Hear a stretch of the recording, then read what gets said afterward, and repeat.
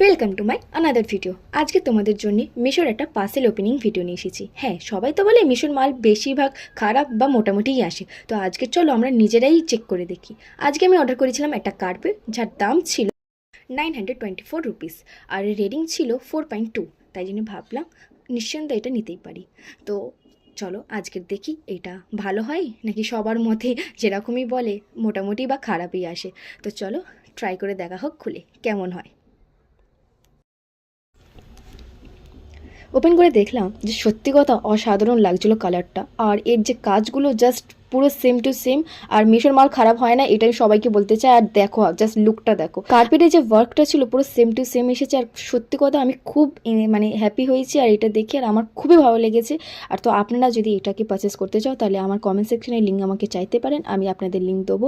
আর তাড়াতাড়ি চলে যাও আর তৎক্ষণে জোরে লাইক করে আমার পাশে থাকো। আবার দেখা হবে একটা নতুন ভিডিও নিয়ে। টাটা।